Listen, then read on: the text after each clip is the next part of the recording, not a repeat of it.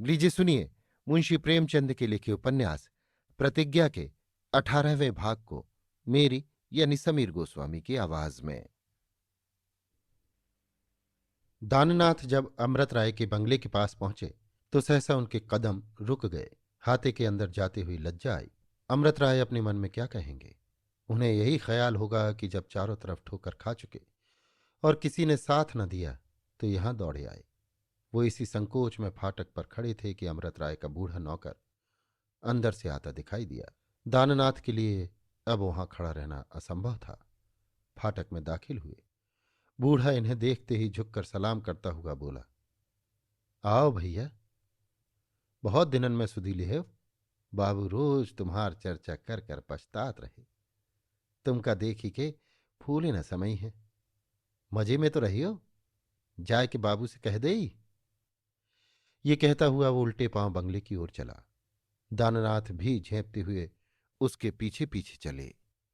अभी वो बरामदे में भी न पहुंच पाए थे कि अमृत राय अंदर से निकल आए और टूट कर गले मिले। दाननाथ ने कहा, तुम मुझसे बहुत नाराज होगे।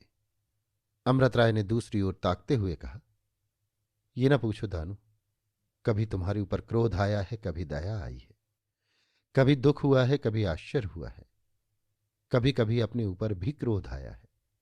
मनुष्य का हृदय कितना जटिल है, इसका सबक मिल गया। तुम्हें इस समय यहां देखकर भी मुझे इतना आनंद नहीं हो रहा है जितना होना चाहिए। संभव है ये भी तुम्हारा क्षणिक उद्गार ही हो। हां, तुम्हारे चरित्र पर मुझे कभी शंका नहीं हुई। रोज तरह तरह की बातें सुनता था, पर एक क्षण के लिए भी मेरा मन विचलित नहीं हुआ। ये तुमने क्या हिमाकत की कि कॉलेज से छुट्टी ले ली? छुट्टी कैंसिल करा लो और कल से कॉलेज जाना शुरू करो। दाननाथ ने इस बात का कुछ जवाब न देकर कहा, तो मुझे इतना बता दो कि तुमने मुझे क्षमा कर दिया या नहीं। मैंने तुम्हारे साथ बड़ी नीचता की है। अमृत राय ने मुस्कुराकर कहा, संपत्ति पाकर नीच हो जाना स्वाभाविक है भाई। तुमने कोई अनोखी बात नहीं की। जब थोड़ा सा धन पाकर लोग अपने को भूल जाते हैं तो तुम प्रेमा जैसी साक्षात लक्ष्मी पाकर क्यों ना भूल उठते। दाननाथ ने गंभीर भाव से कहा, यही तो मैंने सबसे बड़ी भूल की। मैं प्रेमा के योग्य न था। अमृत राय, जहां तक मैं समझता हूं प्रेमा ने तुम्हें शिकायत का कोई अवसर न दिया होगा। दाननाथ, कभी नहीं, लेकिन न जाने क्यों शादी होते ही मैं शक्की हो गया। मुझे बात बात पर संदेह होता था कि प्रेमा मन में मेरी उपेक्षा करती है। सच पूछो तो मैंने उसको जलाने और रुलाने के लिए तुम्हारी निंदा शुरू की। मेरा दिल तुम्हारी तरफ से हमेशा साफ रहा। अमृत राय, मगर तुम्हारी ये चाल उल्टी पड़ी क्यों? किसी चतुर आदमी से सलाह क्यों न ली? तुम मेरे यहां लगातार एक हफ्ते तक 10-11 बजे तक बैठते और मेरी तारीफों के पुल बांध देते तो प्रेमा को मेरे नाम से चिढ़ हो जाती, मुझे यकीन है। दाननाथ, मैंने तुम्हारे ऊपर चंदे के रुपए हजम करने का इल्जाम लगाया, हालांकि मैं कसम खाने को तैयार था कि यह सर्वथा मिथ्या है। अमृत राय, मैं जानता था। दाननाथ, मुझे तुम्हारे ऊपर यहां तक आक्षेप करने में संकोच न हुआ कि। अमृत राय, अच्छा चुप रहो भाई, जो कुछ किया अच्छा किया। इतना मैं तब भी जानता था कि अगर कोई मुझ पर वार करता तो तुम पहले सीना खोल कर खड़े हो जाते। चलो तुम्हें आश्रम की सैर कराऊं। दाननाथ, चलूंगा, मगर मैं चाहता हूं पहले तुम मेरे दोनों कान पकड़कर खूब जोर से खींचो और 2-4 थप्पड़ जोर जोर से लगाओ। अमृत राय, इस वक्त तो नहीं, पर पहले कई बार जब तुमने शरारत की तो ऐसा क्रोध आया कि गोली मार दूं, मगर फिर यही ख्याल आ जाता था कि इतनी बुराइयों पर भी औरों से अच्छे हो। आओ चलो तुम्हें आश्रम की सैर कराऊं। आलोचना की दृष्टि से देखना, जो बात तुम्हें खटके, जहां सुधार की जरूरत हो, फौरन बताना। दाननाथ, पूर्णा भी तो यहीं आ गई है, उसने उस विषय में कुछ और बातें की। अमृत राय, अजी उसकी न पूछो, विचित्र स्त्री है। इतने दिन आए हुए मगर अभी तक रोना नहीं बंद हुआ। अपने कमरे से निकलती ही नहीं।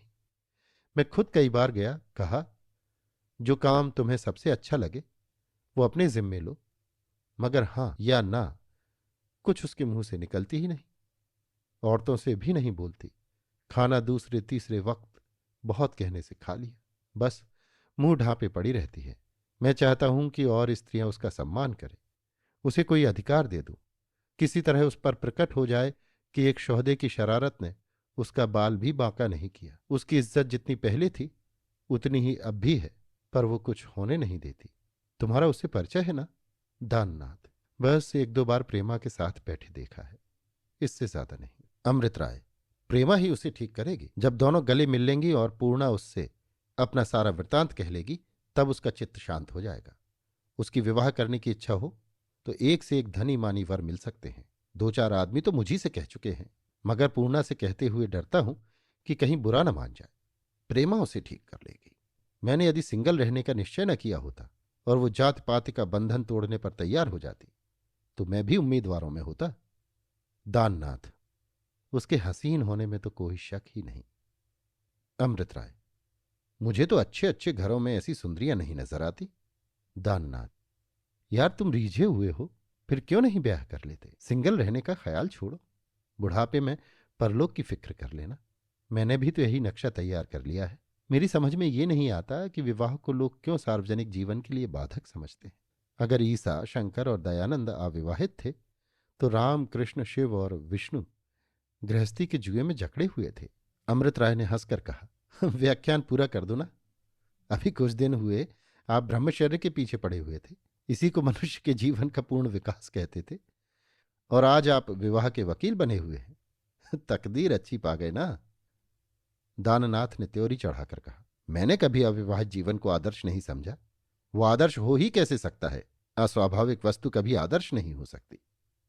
अमृत राय, अच्छा भाई, मैं ही भूल कर रहा हूं। चलते हो कहीं? हाँ, आज तुम्हें शाम तक यहां रहना पड़ेगा।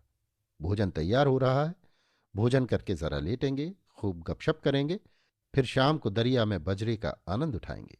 वहां से लौटकर फिर भोजन करेंगे और तब तुम्हें छुट्टी मिल जाएगी। ईश्वर ने चाहा तो आज ही प्रेमा देवी मुझे कोसने लगेंगी। अभी आप सुन रहे थे मुंशी प्रेमचंद के लिखे उपन्यास प्रतिज्ञा के 18वें भाग को मेरी यानी समीर गोस्वामी की आवाज में।